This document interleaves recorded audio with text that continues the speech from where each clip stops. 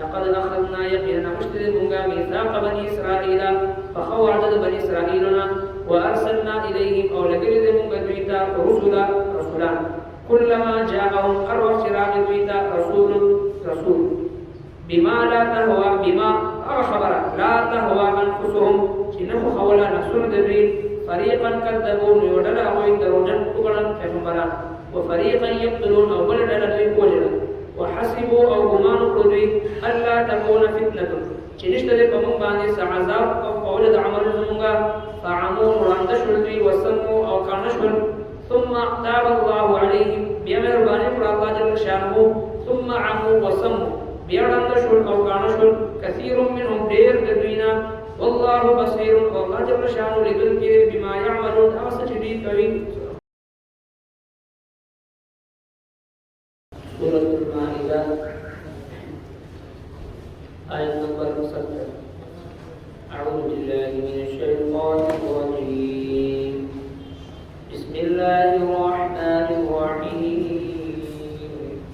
لقد أخذنا ميثاق بني إسرائيل وأرسلنا إليهم رسلا كلما جاءهم رسول بما لا تهوى أنفسهم فريقا كذبوا وفريقا يقتلون وحسبوا ألا تكون فتنة فعموا وصموا ثم تاب الله عليهم ثم عموا وصموا كثير منهم والله بصير بما يعملون.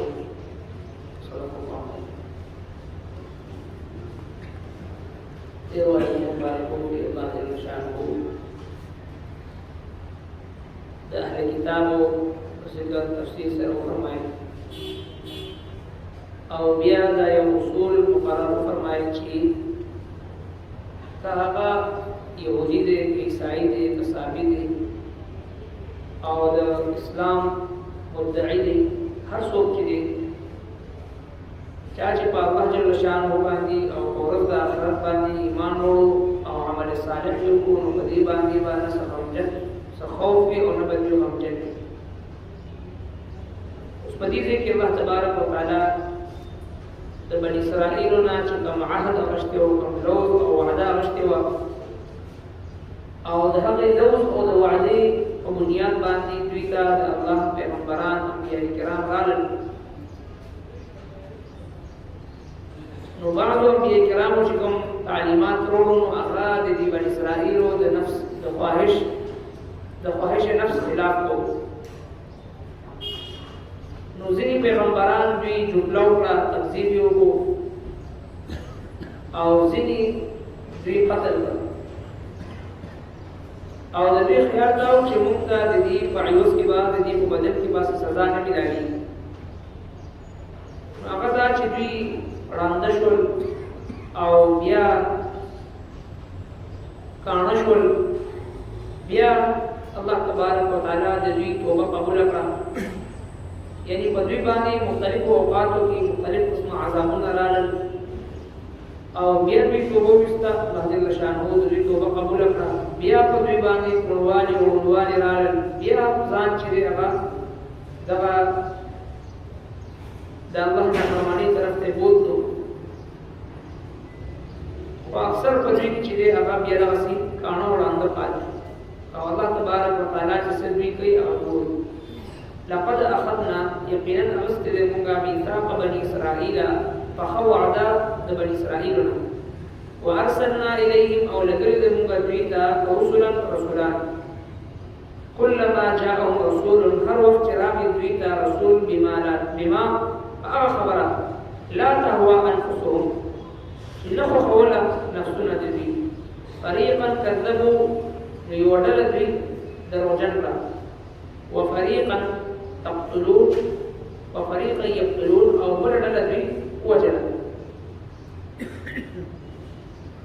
نو نفس او شیطان دا د انسان دشمن دی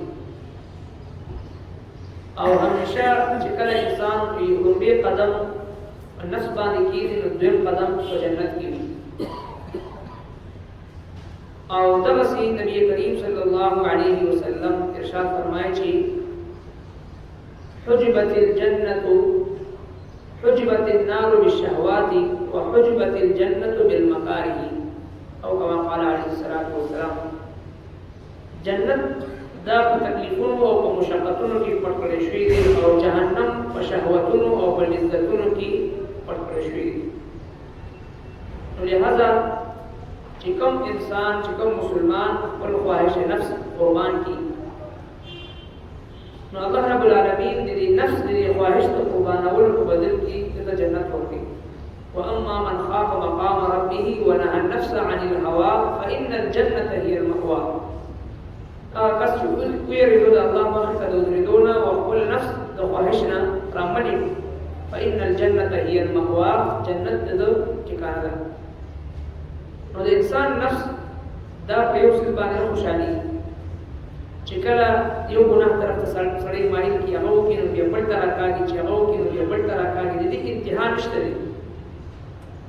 ځکه اولیاء کرام د انسان د نفس مثال هغه د یو ماشوم سره ورکوي. څنګه چې د نفس د ماشوم خوشحالېدل د دې انتها نشته دی، ناممکن دی سر ته رسول. مشهوره واقعه ده د یو وخت باچا اولاد نو خپل وزیر ته وایي چې خپل ماشوم راوله چې زه ورسره لږ لوبې وکړم. او ته بادشاه سلامت هغه ماشوم دی، د هغې خوشحالول ناممکن دی. بادشاه ورته بیا ووایي د بیا نه راوړو. اخره کې ورته غوسه شو چې دا ماشوم راوله. نو هغه ورته وایي چې د هغه خواهشات پوره کول ناممکن دي. دې ورته وایي زه بادشاه داسې شی یم چې د یو ماشوم خواهش نشي پوره کولی، راوله او چې څه د ده خواهشات وي هغه زما په محل کې به پوره کېږي. سبا باندې چې کله ماشوم راوستلی شو، لږ ساعت په دې محل کې لوبې وکړي او بیا ماشوم په ژړا شو. بادشاه وایي څه غواړي؟ وایي دې وایي زه چمن ته ځم لوبې کوم. چمن ته لاړو، لږ ساعت لوبې کړو، لږ ساعت بعد بیا په ژړا شو. وایي څه غواړي؟ وایي دې اوښ غواړي. وایي شاه به اوښ ورته حاضر کړي چې څه دې غواړي د ده خواهشات به پوره کوئ. چې اوښ یې راوستلی شو، لږ ساعت هغې سره لوبې وکړي او بیا ماشوم په ژړا شو. اوس څه غواړي؟ اوس وایي ستن غواړي.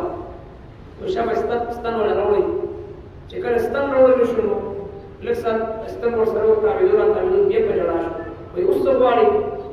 وایي بادشاه سلامت اوس دې دا وایي چې دا اوښه د دې ستن په دې سورې کې دننه ورننه وباسه، په دې تېر کړي. نو دا خو ناممکن دی. نو بادشاه دماغ پلو شو چې واقعي د ماشوم خواهشات سر ته رسول دا ناممکن دی.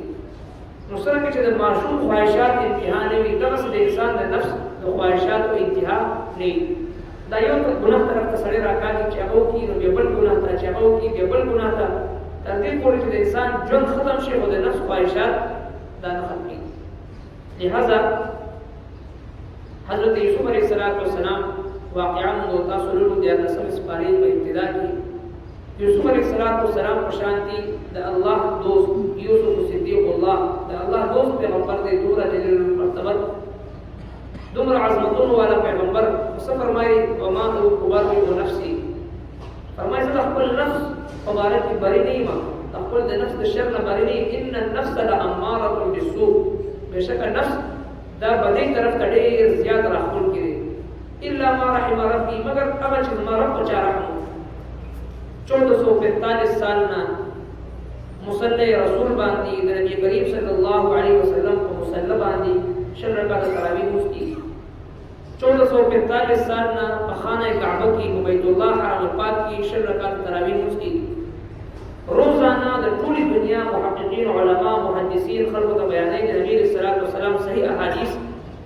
من قام ليلة القدر إيمانا واحتسابا غفر له ما تقدم من ذنبه. دا الله د پیغمبر صحیح او مستند حدیث دی چې چا د رمضان مبارک تراویح لمونځ وکړو، قیام یې وکړو، الله رب العالمین دغه مخکینی ټول ګناهونه ورسره معاف کوي او په یو سجده باندې 1700 نیکۍ الله جل شانه بیانوي. او دا حدیث د ټولې دنیا محدثین، مفسرین، علما، محققین بیانوي. چونکې دا د خیر خبره ده، د فایدې خبره ده، د آخرت خبره ده، د آخرت ګټه ده، نو دومره شهرت ورته نه میلاږي.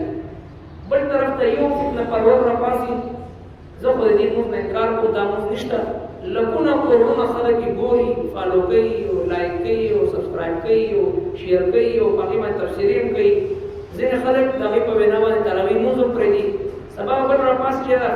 نشته دا په کور کې بل براشي دا سره شته نه دې په دې باندې لږ صدقې ورکړي نو دا قرب قیامت په دا فتنې را پیدا کېږي نو چې د چا په ایمان کې تزلزل وي ډنګړول وي کمزوري وي نو هغه به ورو دا شیزونه پرېږدي څوک به تراویح پرېږدي او څوک به چې دی بیا سبا فرض لمونځ پرېږدي څوک به د دې ټولو فتنو نه قرآن کریم او نبي علیه الصلاة والسلام احادیث موږ او تاسو به خبر کړي وو قرب قیامت به دا ټولې فتنې مخې ته راځي ځکه چې یو سړی په کراچۍ کې یو سړی دا اعلان کړی چې د سپي غوښه دا حلاله ده وایي ما سره په دې باندې دلایل ټول علماو ته چیلنج ورکړو ځای مقرر شو علما رالل کتابونه یې راجمع کړل او په جومات کې مناظرې وخت مقرر شو او چې کله ټیم شو ټوله کې اخره کې سړی یوازې راغی نور سره کتاب و نور سره بل څه شی و چې راغی نو ورته چې تا ټول علماو ته چیلنج ورکړی و د مناظرې او اوس تش راغلي دې خلکو ته بس کتابونه راوړي دي احادیث راوړي دي فقهي کتابونه راوړي دي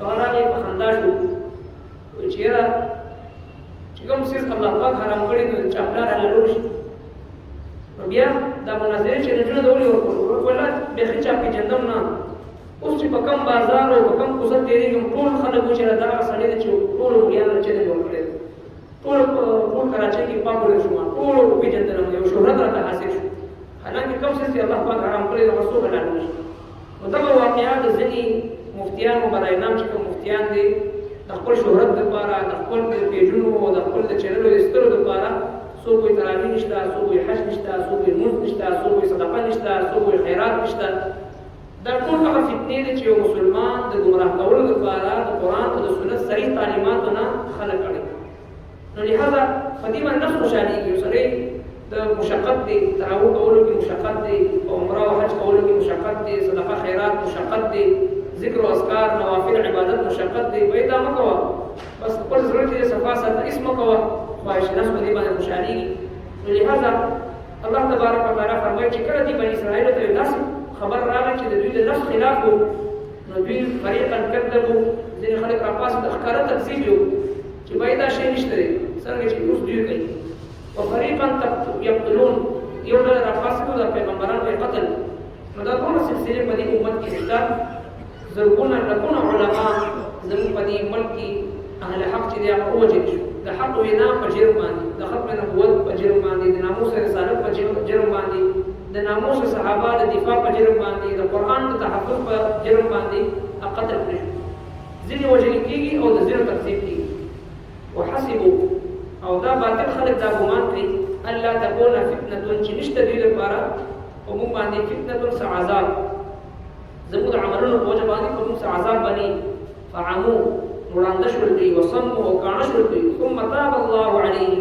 بیا مهرباني وکړه الله جل شانه د دې توبه قبول کړه ثم عموا وصموا بیا وړاندې شول او بیا کاڼه شول بار بار دوی ته موقع ملو شوي او دوی بیا په هغه ګناهونو کې ککړ شول كثير منهم ډېر دوی والله بصير او الله جل شانه لیدونکی دی بما يعملون هغه عملونه چې دوی کوي لقد أخذنا يقينا مشتد منغا ميثاق بني إسرائيل فخو عدد بني إسرائيلنا وأرسلنا إليهم أو لقد منغا دويتا رسولا كلما جاءهم أروح شراغ دويتا رسول بما لا تهوى بما أرخبر لا تهوى أنفسهم شنخو خولا نفسون دوي فريقا كذبون يودل أوي دروجن كبرا كفمبرا وفريقا يقتلون أو بلدنا دوي كوجلا وحسبوا او ګمان وکړي الله تكون فتنه چې نشته د کوم باندې عذاب او قول د عمل زمونږه فعموا وړاندې شول دوی وسموا او کاڼه شول ثم تاب الله عليهم